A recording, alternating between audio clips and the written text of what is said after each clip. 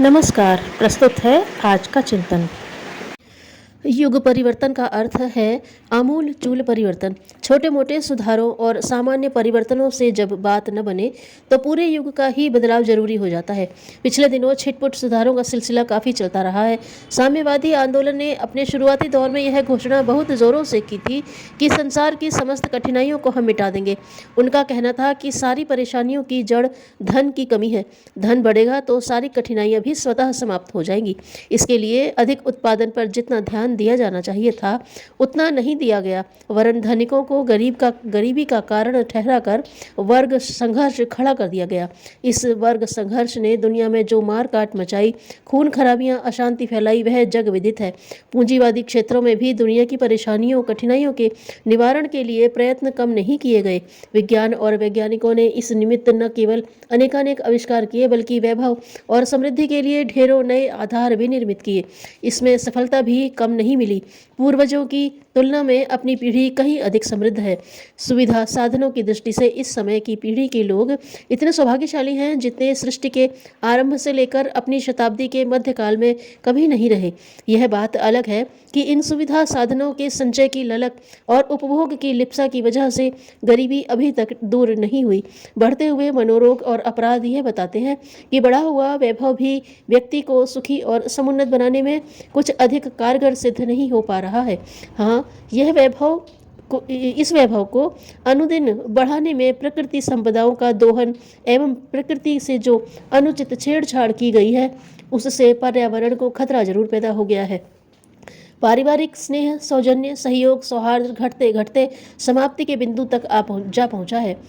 एक बाड़े में रहने वाली भेड़ों की तरह कुटुंब में कई व्यक्ति रहते तो हैं, पर एक दूसरे पर प्यार और सहयोग उड़ेलने के स्थान पर अपनी अपनी गोटी बिठाने में लगे रहते हैं। अधिकार की मांग है और कर्तव्य की उपेक्षा। फलतः परिवार संस्था का टूटना बिखरना इस सदी की सबसे बड़ी त्रासदी बन गई है। पति पत्नी का रिश्ता एक प्राण दो देह माना जाता है, किंतु लगता है वे आदर्श समाप्त हो गए। यौन लिप्सा ही वह आधार रह गया है जिसकी वजह से दोनों एक दूसरे के साथ जुड़े रहते हैं। इसी प्रसंग में बच्चे आ जाते हैं और उनके प्रति जो प्रकृति प्रदत्त माया मोह होता है उस सूत्र से भी पति पत्नी किसी प्रकार बंधे रहते हैं। यदि यौन आकर्षण और बालकों का मोह हटा लिया जाए तो सहज सौजन्य से प्रेरित भाव भरा दाम्पत्य जीवन कदाचित ही कहीं दृष्टिगोचर होता होगा।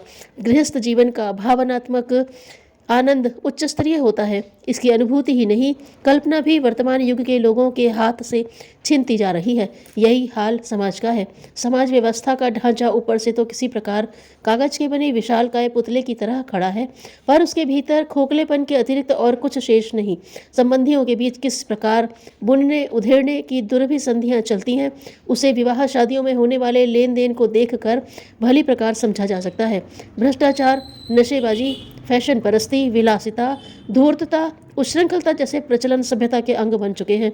यूँ कहने को तो अपने समय को तर्क और बुद्धि का युग कहा जाता है, पर अंधविश्वासों और कुरीतियों को जितने उत्साह से इन दिनों अपनाया जा रहा है उतना शायद पिछले दिनों के उस समय में भी न रहा हो जिसे हम अनगढ़ आदिम काल कहते हैं। ढोंगी, बाजीगरी, जादू टोनों ने अध्यात्म को जिस तरह ग्रस लिया है उसे देखते हुए लगता है विवेक के अरुणोदय को लाने के लिए एक और भगीरथ तप जैसे प्रचंड पुरुषार्थ की आवश्यकता है।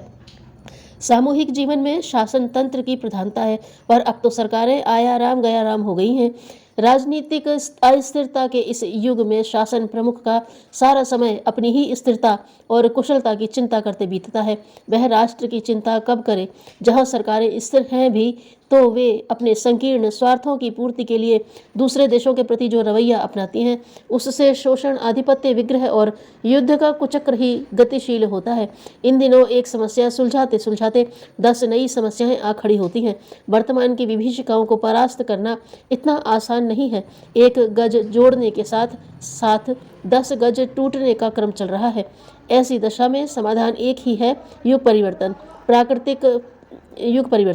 प्रकृति, परिवेश, परिस्थितियां, प्रवृत्तियां, सामाजिक गतिविधियां, राजनीतिक संरचना, वैज्ञानिक एवं आर्थिक सोच को एक साथ समूचे रूप से पूरी तरह बदल डालने का महा उपक्रम।